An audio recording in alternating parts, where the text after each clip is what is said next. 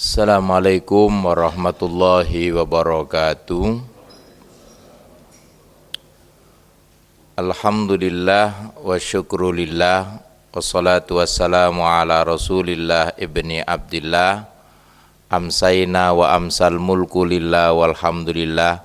La ilaha illallah daula syarikalah. Lahul mulku wa lahul hamdu. Wa huwa ala kulli syai'in qadir. Amsayna ala fitratil islam wa ala kalimatil ikhlas wa ala dini nabiyina Muhammadin sallallahu alaihi wasallam wa ala millati abina Ibrahima hanifa muslima wa ma kana minal musyrikin. Amma ba'du. Yang saya hormati segenap takmir dan seluruh jamaah Masjid Al Jannah rahimakumullah. Gimana kabarnya Bapak Ibu jamaah sekalian? Mudah-mudahan diberikan sehat walafiat, panjang umur, karena hari berganti hari, pekan berganti pekan, bulan berganti bulan, dan tahun berganti tahun. Tidak terasa kita sudah tanggal 18 Sya'ban 1446 Hijriah. Kurang lebih 12 hari lagi kita akan menyambut bulan Ramadan. Semoga kita diberikan kemampuan untuk bisa berpuasa di tahun ini, bisa sholat tarawih berjamaah, bisa bertadarus, nantinya bisa berhari raya Idul Fitri bersama-sama keluarga. Sholawat serta salam semoga tercurahkan pada junjungan kita Nabi besar Muhammad sallallahu alaihi wasallam beserta keluarga, para sahabatnya dan pengikutnya yang setia. Marilah kajian rutin tentang 40 hadis tarbiyatul aulad fil Islam, pendidikan anak dan keluarga di dalam Islam, dimulai dengan doa, mudah-mudahan ilmu kita bermanfaat. Bismillahirrahmanirrahim. Raditu billahi robba wa bil islami dina wa bi Muhammadin nabiyya wa rasula. Rabbi zidni ilma warzuqni fahma waj'alni min ibadikas sholihin. Bapak Ibu sekalian, hadis pertama, kedua, dan ketiga kita sudah kaji bersama-sama. Tentu ini bersambung. Mohon maaf mungkin kalau kemarin kita terlewati hadis yang keempat, tapi tetap ada hubungannya dikaitkan dengan hadis keempat ini, keutamaan mendidik dan berbuat baik terhadap anak wanita. Di dalam Islam itu tidak membeda-bedakan anak laki-laki dan anak perempuan. Dua-duanya punya kelebihan dan punya kekurangan. Dan kita juga tidak boleh sebagai orang tua membanding-bandingkan anak kita. Itu ada lagunya namanya ya, ojo dibanding-bandingke. Nah, dalam hal-hal tertentu, karena Islam itu tidak mengunggul-unggulkan anak laki-laki dan juga tidak menghina anak perempuan. Sementara orang-orang jahiliyah ketika itu, mereka malu punya anak perempuan karena memang anak perempuan tidak bisa menggantikan posisi ayahnya sebagai kepala suku. Karena kepala suku pada posisi zaman jahiliyah itu mempunyai strata yang sangat strategis, level yang tinggi. Untuk itulah maka mereka membunuh anak perempuannya dan menguburnya hidup-hidup.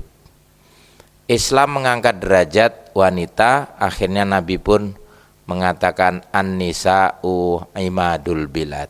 Perempuan itu adalah tiangnya negara. Nah, baiklah kalau gitu, mari kita baca bersama-sama hadis ini. Saya awali bismillahirrahmanirrahim, nanti Bapak Ibu tirukan ya. An Aisyata, mari,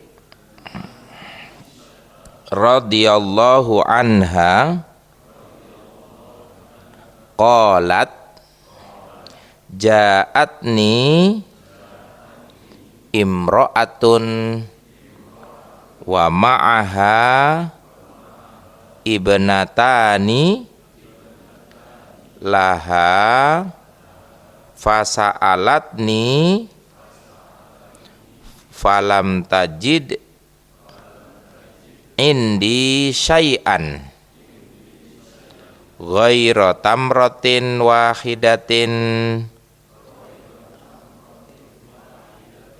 fa'a'taituha iyyaha fa'akhadhatha faqasamatha baina ibnataiha walam ta'kul minha syai'an summa qamat fa kharajat wa banataha fadakhala alayya an-nabiyyu sallallahu alaihi wasallam fahaddastuhu hadithaha faqala an-nabiyyu sallallahu alaihi wasallam man ibtuliya minal banati bi syai'in fa ahsana ilaihinna kunna lahu sitron minan nar. Ya, Bapak Ibu sudah mulai lancar membaca hadisnya ya, karena memang ada harokatnya. Nah, jadi penting memang membaca hadis itu, padahal aslinya itu tidak ada harokatnya itu. Makanya kalau tulisan Arab itu ada harokatnya itu gampang ya, tapi kalau nanti sudah masuk ke kitab gundul tidak ada harokatnya, itulah yang sulit. Memang huruf Arab itu kalau tidak ada harokatnya sulit, tapi lebih sulit lagi kalau harokat tanpa huruf. Nah coba ya, hadis ini diriwayatkan oleh Bukhari. Jadi kalau hadisnya Bukhari Bapak Ibu mohon diketahui itu namanya hadis yang sahih. Sahih itu artinya benar. Di dalam hadisnya nomor 1418. Sedangkan di riwayat Muslim itu nomor 2629. Kita lihat apa terjemah dari hadis ini.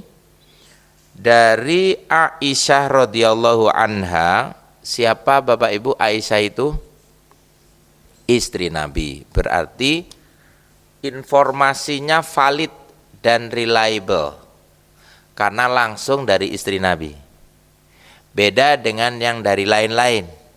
Kalau sudah istri Nabi, karena 24 jam yang mendampingi Nabi itu adalah istrinya, maka riwayat-riwayat istri-istri Nabi itu lebih thiqah. Thiqah itu very trusting ya, lebih bisa dipercaya dibandingkan sumber informan yang lain. Apa kata Aisyah? Beliau bercerita, seorang wanita datang menemuiku membawa 2 anak perempuannya. Dia meminta makanan kepadaku, sedangkan aku tidak memiliki apapun kecuali hanya sebutir kurma. Jadi walaupun istri Nabi itu tidak selalu ada makanan. Di rumahnya juga kadang tidak ada makanan. Istri-istri Bapak Ibu juga begitu ya? Di rumah sering tidak ada makanan. Oh malah ada GoFood. Nah itu tidak ada itu hadisnya kalau GoFood yang ada di sini nih. Nah itu tidak ada GoFood Ustaz ya. Lalu kurma itu aku berikan kepadanya. Jadi sebutir kurma tadi diberikan kepadanya dan dia segera menerimanya, ibu yang meminta tadi, dan membelahnya menjadi 2.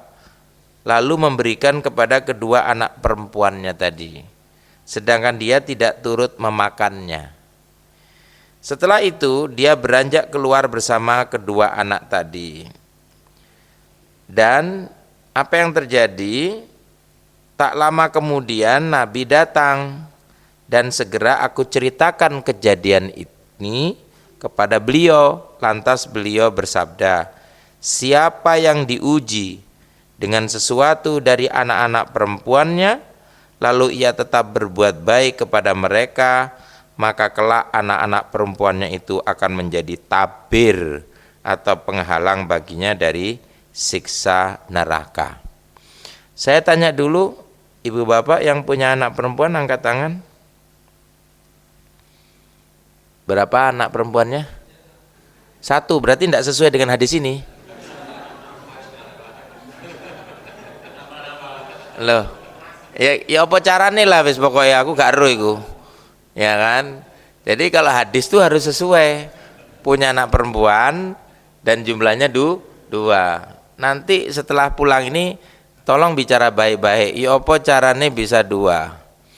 Kalau yang 3 juga tidak sesuai karena ini hadisnya 2. Ya, Anas bin Malik radhiyallahu anhu qala Rasulullah sallallahu alaihi wasallam, man ala jariyataini hatta tablugha jaa yaumal qiyamati ana wa huwa wa dhamma asabi'ahu. Di dalam hadis yang lain Anas bin Malik itu Rasulullah bersabda, siapa yang mengasuh 2 anak perempuan sampai keduanya balik atau dewasa, maka di hari kiamat dia datang bersama aku sembari Nabi merapatkan jari-jari tangan beliau. Nah, berbahagialah yang punya anak perempuan. Yang punya anak laki-laki saja angkat tangan coba. Oke. Masih kepingin anak enggak? Ya, jadi begini Bapak Ibu. Kalau memahami hadis itu jangan cuma satu ini. Kan hadisnya tadi masih banyak toh yang lain. Nah, kita nanti suatu saat kan masuk kepada yang anak laki-laki. Ini hadisnya masih urusan anak perempuan. Nanti kalau udah anak laki-laki pasti punya kemuliaan sendiri anak laki-laki itu. Gitu loh ya. Jadi tidak usah iri ya yang punya anak laki-laki dan hanya punya anak perempuan, atau punya anak perempuan 1. Kalau saya punya anak perempuan 1, laki-lakinya 4. Nah, tidak sesuai juga sama hadis ini. Jadi walaupun anaknya ustadz juga belum tentu. Nah, itu masalahnya kalau ditambah anak lagi, pabriknya sudah ditutup. Nah, tidak reproduksi lagi. Nah, inilah juga ini. Harus cari hadis lagi kalau nambah begitu. Nah, jadi kalau kita baru menghadapi satu hadis saja, jangan hadis itu terus dibawa kemana-mana. Inilah yang membuat orang tuh kemudian bertengkar. Karena apa? Sudah baca cuma satu hadis, terus hadisnya dibawa kemana-mana. Akhirnya begini nih kesimpulannya. Padahal hadisnya yang lain tuh masih banyak. Nah, inilah caranya kita belajar Bapak Ibu. Kita kan baru hadis keempat ini, hadis kelima. Padahal hadisnya ini jumlahnya berapa? 40 kan? Nah, kira-kira nanti selesainya sehari sebelum kiamat. Nah kan 40 bulan kita ini kan baru selesai kan? Baru 40. Padahal tadi nomornya Bukhari berapa tadi?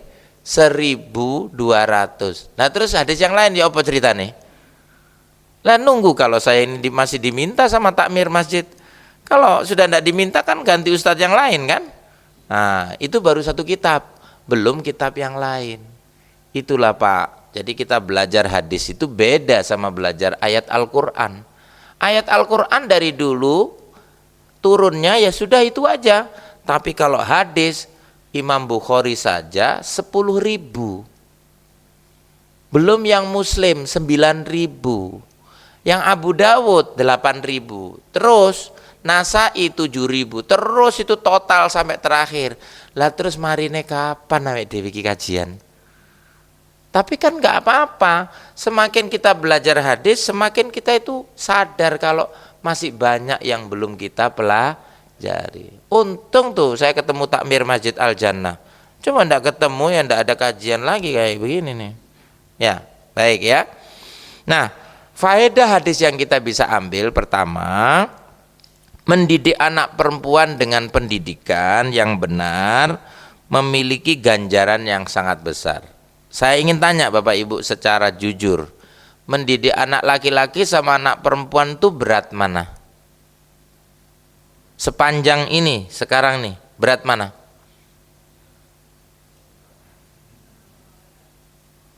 Yang punya anak laki-laki perempuan, kalau ndelok arek bal-balan ngono ku mang lho ya apa kira-kira? Wangel kandhanane ngono ku mang kira-kira ya apa? Duwe anak lanang ya koyo ngono ku mang. Anjene senengane bal-balan wae dhewe mbiyen ya kaya ngono. Ya cuman masalahe gak eling ae aku ngono. Ojo-ojo dhewe luwih nemen timbangane arek-arek mang. Jadi anak laki-laki itu ya punya kecenderungan sifatnya seperti anak laki-laki, ya seperti kita bapak-bapaknya ini. Karena kromosomnya ya dari kita. Nanti ibu-ibu cenderung seperti perempuan, ya karena memang itu kromosom ibunya. Itulah keadilan Allah ya. Jadi kalau mendidik anak perempuan itu masalahnya sekarang, kita harus menjaga kehormatannya sampai nanti duduk di atas kuade, itu beratnya. Apalagi sekarang pergaulannya seperti ini. Free sex, free love, samen leven, LGBT, itu bikin orang tua ngeri kalau punya anak perempuan gitu loh. Jadi kalau anak laki-laki mau bergaul seperti apa, dia tidak akan kelihatan kan tingkat keperjakaannya. Tapi kalau perempuan itu nanti akan ada tingkat keperawanannya, namanya virginitas. Sekarang perguruan tinggi itu beberapa tempat menggunakan tes virginitas. Apakah yang masuk ke kampus itu masih perawan atau tidak? Coba tuh. Karena menurut penelitian BKKBN di Jakarta, ketika anak-anak SMA itu disurvei Pak, secara acak ya, ternyata sekitar 50% anak-anak di Jakarta itu sudah tidak perawan lagi. Berarti tinggal 50%. Lah terus ku anake sapa? Sakmono kae iku. Nah, kalau sudah begitu kan repot ketika nanti sudah masuk ke sekolah. Tiba-tiba anak itu kemudian hamil. Padahal itu sudah perbuatan sebelum dia masuk ke sekolah itu. Akhirnya bisa mencoreng nama baik sekolah tersebut. Termasuk masuk perguruan tinggi juga sama seperti itu. Nah, untuk itulah maka memang menjaga anak perempuan itu berbeda dengan menjaga anak laki-laki.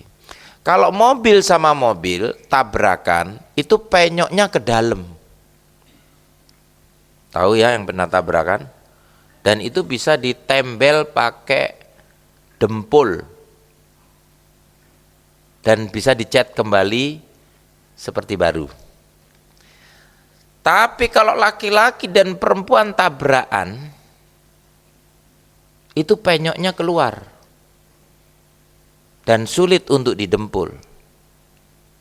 Inilah maksud saya bahwa kalau kita punya anak perempuan tuh harus betul-betul beratnya itu di sini tadi. Makanya Nabi katakan pahalanya besar dan ganjarannya surga gitu loh.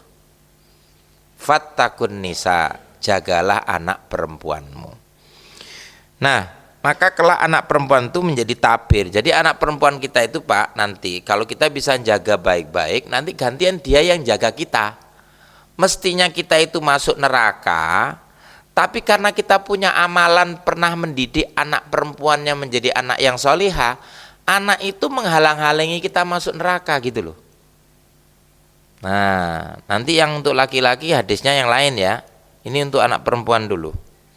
Maka itulah jangan seperti orang jahiliyah, mereka itu malu punya anak perempuan. Nah, hadis ini untuk menandingi kebencian orang-orang Arab jahiliyah terhadap anak perempuan mereka sendiri. Umar ibnul Khattab setelah masuk Islam dan dia sudah sholat, selalu kalau assalamualaikum kanan itu tersenyum manis. Kalau assalamualaikum kiri dia meringis dan menangis. Terus ditanya oleh sahabat yang lain, kenapa wahai Umar engkau seperti itu? Lalu Umar menjawab, aku teringat dulu sebelum aku masuk Islam. Aku telah mengubur hidup-hidup anak perempuanku sendiri karena aku malu waktu itu punya anak perempuan. Terus kau tersenyum manis kenapa? Ketika assalamualaikum kanan, aku teringat dulu pernah membuat Tuhan Lata, Uzza, Manat dan Hubal dari buah kurma. Setelah aku susun tinggi, setelah itu aku makan satu-satu kurmanya. Betapa hebatnya aku dulu memakan Tuhanku sendiri. Nah, jadi orang-orang seperti itu dia akan teringat dengan perbuatannya ketika dahulu. Maka jangan pernah kita itu melalaikan pendidikan untuk anak-anak kita, terutama untuk anak perempuan. Nah, Bapak Ibu sekalian, Rasulullah SAW itu walaupun tidak punya anak laki-laki, karena punya anak laki-laki tapi meninggal gitu loh ya. Jadi pernah beliau punya anak laki-laki namanya Qasim. Maka Nabi itu salah satu namanya adalah Abul Qasim. Di dalam syair itu dibaca ya Abul Qasimi. Ya itu salah satunya itu adalah nama Nabi. Terus yang kedua pernah punya nama yang lain yaitu nama Ibrahim, diberikan nama untuk nama kakeknya, meninggal dunia juga. Memang itu bukan takdirnya untuk Nabi Muhammad, sebab waktu itu ada tradisi kalau seorang nabi punya anak laki-laki, kecenderungannya akan jadi nabi penerusnya. Dan Allah mentakdirkan bahwa Nabi Muhammad adalah nabi yang terakhir dan penutup. Maka itulah kemudian Allah tampaknya kemudian tidak ridho jika punya anak laki-laki, menutupnya dengan anak-anak perempuan supaya Nabi pun memang yakin bahwa betul-betul itu adalah Nabi yang terakhir. Berikutnya termasuk petunjuk Islam adalah kasih sayang terhadap anak-anak. Nah, kasih sayang ini sebagaimana sifat Allah Ar-Rahman Ar-Rahim, maka itu yang harus kita tanamkan pada anak-anak. Birru aba'akum tabarrokum abna'ukum. Kasih sayanglah kepada ayah bundamu, nanti anak-anakmu akan sayang kepadamu, khususnya ketika nanti kita sudah tua renta. Nanti kita butuh anak-anak kita yang sayang kepada kita, bisa merawat kita, bisa menjaga kita sebagaimana kita waktu kita kecil. Betapa besarnya pengorbanan sang ibu terhadap anak-anak. Nah, bapak-bapak tolong tidak iri kepada ibu-ibu ya. Lagi-lagi surga itu al-jannatu, ini kalau nama lengkapnya masjid ini mestinya al-jannatu tahta akadamil ummahat. Tapi kan kedawan lek dikae ngono kan. Akhirnya me al-jannah ngono tok titik wis ya. Jadi asalnya itu al-jannatu tahta akadamil ummahat, bahwa surga itu di bawah telapak kaki ibu. Nah kadang bapak itu mikir, lah terus yang di singisor sikilku apa nih? Bapak kan nggak pernah ini gimana sih Nabi ini kadang-kadang ya pilih kasih, kalau lihat hadis-hadisnya itu kok perempuan tok, ibu-ibu tok, istri-istri tok yang dibesar-besarkan. Padahal nanti juga akan ada hadis-hadis tentang bapak-bapak gitu ya. Jadi inilah untuk keseimbangan, bahwa bisa punya istri yang solihah itu karena bapaknya soleh. Bisa punya ibu yang solihah itu karena pendampingnya juga soleh. Maka suami yang soleh akan mendidik istrinya jadi solihah. Seorang ayah dan ibu yang soleh dan solihah akan punya anak-anak yang soleh dan solihah juga. Nah gitu maksudnya. Di antara sifat utama seorang pendidik adalah harus sabar di dalam mendidik anak-anak dan mengemban kesulitan di dalam hal ini. Nah tentu kita mendidik anak itu pastilah ada kesulitan-kesulitan ya. Tapi disitulah memang letaknya kita ini biar bisa berbuat adil kepada anak-anak kita. Kalau anaknya dua, laki-laki dan perempuan, kira-kira sempurna enggak? menurut kita sempurna ya. Tapi kalau anak dua itu sudah besar-besar, sudah kuliah, sudah pada ini, nanti bapak ibu sepi, tidak ada anaknya lagi. Berarti kalau dua kurang. Kira-kira ditambah berapa? Oh, tiga nanti. Nanti ternyata anak-anak udah besar-besar pada kuliah, sudah kerja, tinggal bapak ibu berdua lagi. Nah, pada asalnya akan begitu nanti. Kembali ke asalnya, berdua-duaan lagi. Tetapi nanti akan ada rasanya, oh ternyata kalau kita itu terpisah atau berpisah dengan anak itu rasanya seperti ini. Maka mumpung sekarang masih kecil-kecil, didiklah anak-anak itu supaya cinta sama orang tuanya. Nanti kalau dia besar, dia pasti selalu ingat sama orang tuanya. Nah gitu ya, disinilah maka timbal balik kasih sayang itu maksudnya. Bersikap adil terhadap di antara anak-anak merupakan kewajiban orang tua. Bapak Ibu, memang kalau anak mbarep itu, kalau dalam tradisi Jawa itu beda. Kalau mbarep ya, apalagi mbarep itu lanang, wah itu pokoknya iki gantine bapake, biasanya gitu ya. Kalau mbarep lanang tuh ya, bapake gak iso acara gitu, mesti diwakilkan anaknya. Wakilono sih, jadi betul gitu ya. Jadi wakilnya bapake ya. Tapi kalau mbarepnya perempuan, nggak akan bisa jadi wakil-wakil bapaknya, karena perempuan itu posisi kepemimpinan di situ. Ar-rijalu qawwamuna 'alan nisa. Bagaimanapun Pak, memang laki-laki itu adalah pemimpin. Kalau mbarep laki-laki memang beda sama mbarep perempuan. Kalau mbarep laki-laki, Bapak Ibu tidak akan segera punya menantu. Tapi kalau mbarepnya perempuan, Bapak Ibu akan cepat punya mantu. Betul gitu kira-kira? Nah itu dia. Karena alamnya kita begitu. Kalau di negara lain beda lagi. Ada orang yang harus urut Pak. Anak pertama, kedua, ketiga, keempat tuh harus urut nikahnya. Nggak boleh loncat-loncat. Kalau istilahnya orang Jawa apa namanya? Ngelangkahi. Nah itu biasanya bagi orang-orang yang punya adat Jawa yang kuat, itu ndak akan lengah itu. Iku masmu sing pertama lho ya, ojo ngelangkahi, jano masmu dhisik sing rabi. Nah itu urutannya kalau sudah seperti itu. Tapi namanya datangnya jodoh itu kadang-kadang beda.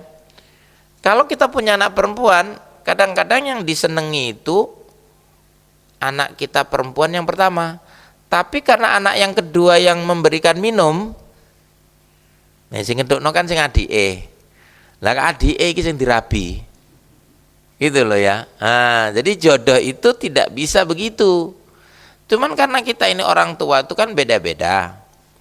Kadang kalau anak pertama itu beli bajunya pasti rata-rata baru semua. Betul? Begitu anak yang kedua, oh itu anu masih ae opo-opo itu sisane ae ngono ya. Tapi maksud saya jangan terlalu kentara yang begitu itu. Nanti anak kita jadi merasa tidak adil nih Bapak Ibu ini. Kadang kita harus perlulah memposisikan. Mosok anak pertama tok sing klambine anyar terus. Anak kedua juga kalau dibelikan, belikanlah untuk menyenangkan hatinya. Ya dulu saya pernah cerita tentang bagaimana bapak saya mengajari saya berbuat adil. Ketika bapak saya kalau pulang bawa berkat gitu ya, di dalam kotak itu kan kuenya cuma 4. Ya kami ini waktu itu berempat, sudah SD semua. Kami berebut itu jajan 4 itu.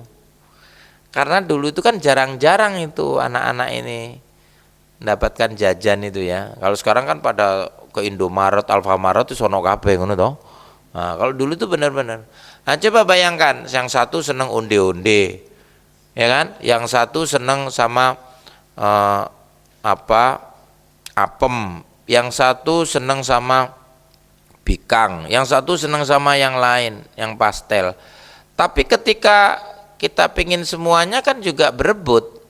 Akhirnya bapak saya katakan, kalau gitu kalian harus humpimpa. Waduh, apa itu humpimpa itu yang gini?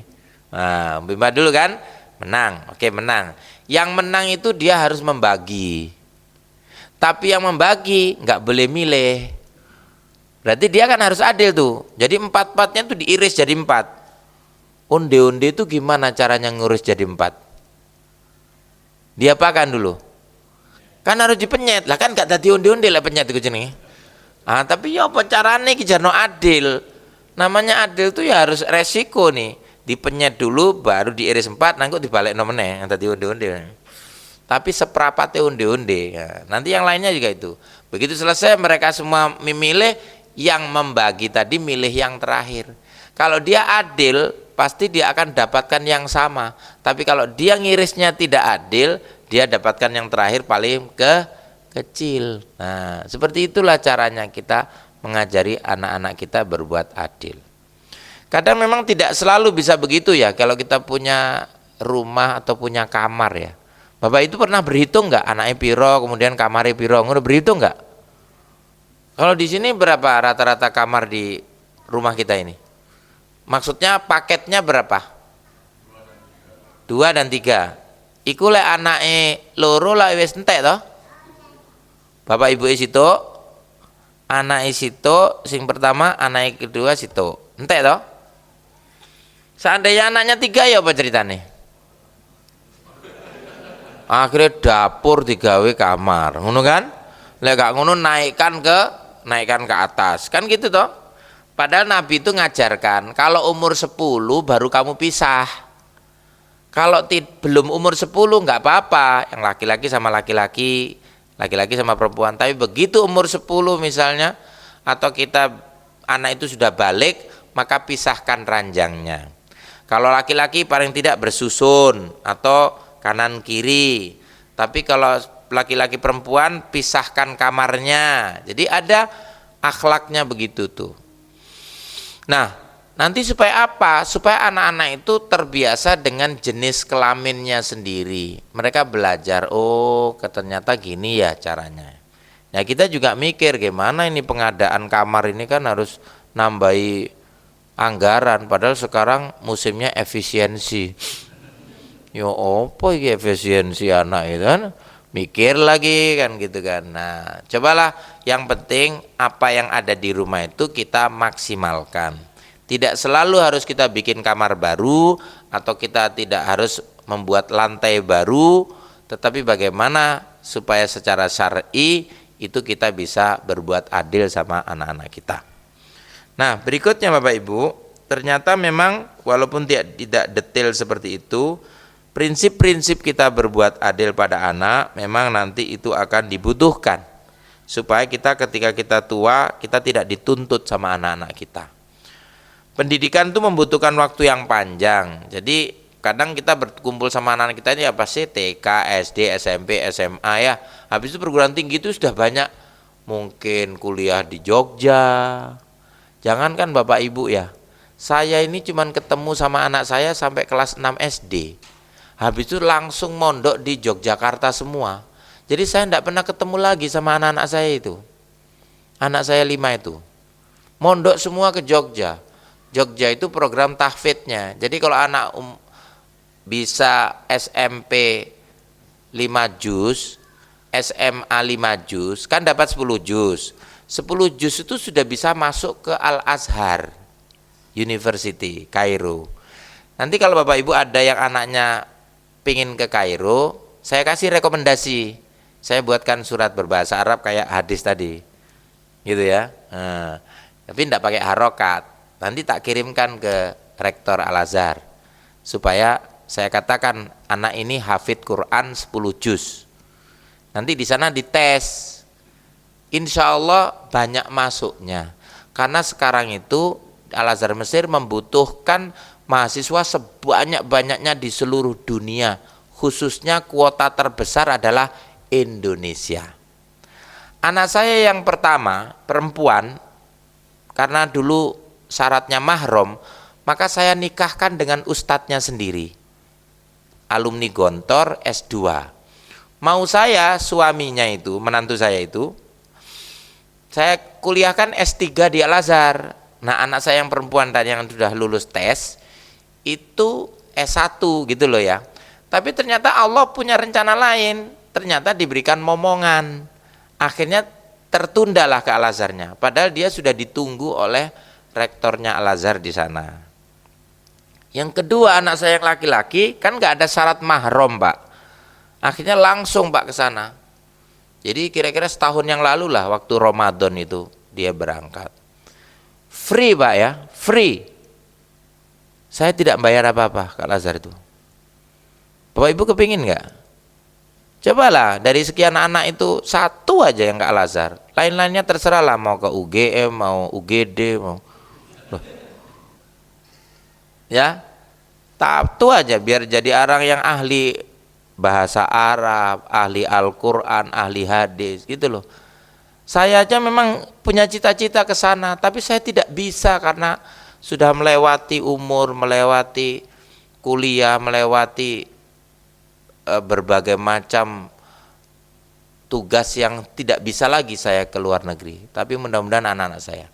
Anak ketiga sudah persiapan ke Universitas Madinah yang di sampingnya Masjid Nabawi itu.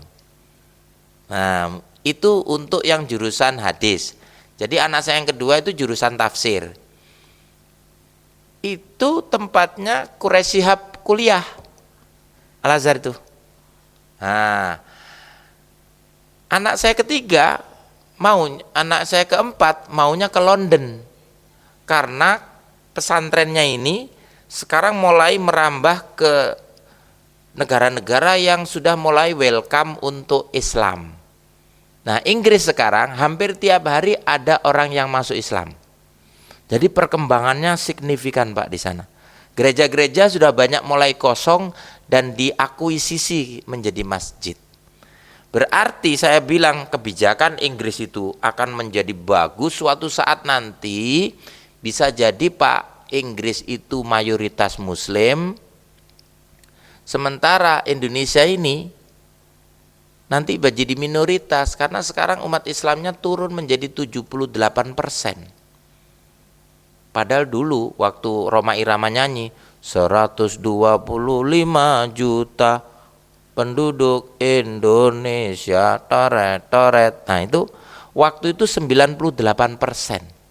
Dia sekarang turun 20%, coba bayangin. Lah kalau ini diterus-teruskan Pak, nanti bisa berbanding terbalik sama kondisi Inggris. Cina sekarang juga sudah mulai banyak yang masuk Islam, mu'alaf tiap hari, ke masjid ada yang syahadat. Jadi kecenderungan sekarang negara-negara Eropa, Amerika, kemudian Inggris, Asia itu mulai banyak mu'alaf. Sehingga nanti akan memperbanyak juga kebijakan-kebijakan terhadap umat Islam di dunia. Nah, Al-Azhar tadi itu Pak, salah satunya adalah kampus yang menerima berbagai macam mahasiswa dari berbagai negara. Yang mayoritas yang terbanyak adalah dari Indonesia. Dan Indonesia yang terbanyak yang masuk adalah dari pondok pesantren. Tapi tidak meninggalkan kemungkinan kalau misalnya anak-anak itu dari sekolah umum, di sana jurusan umum juga banyak kok. Saya pernah ke Republik Islam Iran, di sana ada jurusan nuklir. Jadi kalau ada bapak ibu anaknya yang juga nuklir, tapi nggak usah khawatir jadi Syiah ya, karena saya 1,5 bulan di sana. Ketika saya pulang, anak-anak saya yang malah jadi Syiah, karena saya suruh sholat Syiah. Saya suruh mandi Syiah gitu. Saya suruh bangun Syiah. Anak-anak saya yang jadi Syiah malah. Itu maksudnya gitu ya. Jadi nggak usah khawatir. Di sana tidak akan memaksakan, tapi tetap mintanya harus yang program full beasiswa. Jadi maksud saya bagaimana mendidik anak-anak kita tadi karena membutuhkan waktu yang panjang. Tapi kalau Bapak Ibu nanti sekolahkan anak-anak itu menjadi sekolah yang favorit, agama dan umumnya bagus, Bapak Ibu akan enteng. Karena saya selama ini juga anak-anak itu beasiswa semua. Jadi walaupun mereka jauh-jauh, saya tidak merasa berat dan saya tidak merasa sayang ditinggalkan anak-anak. Jadi itu maksudnya, investasi jangka panjang kita. Tidak hanya dunia tapi akhirat itu adalah anak-anak kita. Biarlah bapak ibunya kayak begini-begini saja. Tapi anak-anak kita harus lebih hebat daripada kita. Biarlah bapak ibunya mungkin tidak hafal Quran, tapi anak-anak kita harus hafal Quran. Gitu ya. Gimana? Setuju nggak tuh? Orang-orang di sini harus hebat-hebat nanti anak-anaknya ya. Nah, jadi maksud saya, biarlah mereka terbang kemana-mana, tetapi imannya tetap harus kuat. Nah, yang kecil-kecil tuh ya, nanti terbang kemana-mana. Imannya tetap harus kuat. Nah, ilmunya kuat. 2 bahasa dikuasai, Arab sama Inggris, insya Allah selamat dimanapun, mau Timur Tengah maupun Timur Timur. Ya, semuanya. Yang penting bahasa dikuasai, ilmunya dikuasai, imannya kuat. Di mana saja anak kita berada, dia tidak akan lekang oleh panas dan tidak akan lapuk oleh hujan. Nah, Bapak Ibu, ini bukan promosi. Saya hanya cerita bahwa saya ini punya anak 5, tidak pernah ketemu. Gitu loh ceritanya. Jadi kalau Bapak Ibu sayang-sayang sama anak, memang kadang-kadang begitu. Ya opo sih anaknya adoh, ngulek kangen ya opo. Emang perasaan begitu itu ada. Saya pertama kali nyambangi anak-anak saya jauh-jauh itu, kemudian mereka malah bilang, Bapak Ibu ngapain kesini? Ngono coba. Ya apa sih hari ini? Gak ngerti ceritanya kangen ta ya apa? Jadi anak itu Pak, kalau di pesantren saking mandirinya, dia itu malu kalau disambangi bapak ibunya karena dianggap anak mama. Ini nanti di sana itu, oh disambangi anak mama gitu kan. Jadi sesama mereka itu saling gojloki gitu maksudnya. Bukan membuli, tapi bagaimana memotivasi anak itu ternyata kemandiriannya itu melebihi kekangenan saya kepada mereka. Itu anak saya yang nomor 2 itu, kalau lari-lari sekarang dia itu update status. Coba bayangin, lari-lari sore aja di pinggirnya sungai Nil coba. Loh saya pesen nih, kamu jaga ya bayinya Nabi Musa ya. Jangan sampai kamu tenggelam di situ. Cari rumahnya Nabi Musa, kamu lari dari situ sampai istananya Fir'aun. Jadi gitu mereka gaya dia sudah lari-larinya. Nah, di sini kan di kali opo, gitu. Di sana udah sungai Nil lah pokoknya ya. Nah, mudah-mudahan anak-anaknya Bapak Ibu sekalian punya cita-cita yang tinggi. Gantungkan cita-citamu di atas bintang Suraya. Mau kuliah dalam negeri, luar negeri silahkan, tetapi ingat ilmu agama itu tetap harus ditanamkan, keimanannya harus kuat, sehingga kemana saja mereka berada, mereka masih ingat dengan nasihat-nasihat agama dan nasihat-nasihat orang tua. Saya pikir itulah sebenarnya hadis yang kita baca ini, bagaimana menjaga anak perempuan tadi ternyata luar biasa efeknya ya. Nah, butuh memang untuk bersusah payah Bapak Ibu, upaya yang terus menerus, berkesinambungan, butuh kesungguhan. Ya seperti saya tadi, menanggung segala kesulitan pastilah ya, serta memerlukan sikap tenang, tidak tergesa-gesa dan kesabaran. Mudah-mudahan sifat-sifat ini kita sebagai orang tua bisa kita bekali anak-anak kita, dan mudah-mudahan cita-cita anak kita semuanya tercapai. Ibarat bunga, sesuatu itu akan indah pada waktunya. Mudah-mudahan bermanfaat. Mari kita tutup dengan doa kafaratul majelis. Subhanakallahumma rabbana wa bihamdika asyhadu an la ilaha illa anta astaghfiruka wa atubu ilaik. Terima kasih dan mohon maaf. Selamat berpuasa. Insyaallah nanti kita ketemu lagi. Jadi untuk bulan Sya'ban ini, inilah kajian yang terakhir di bulan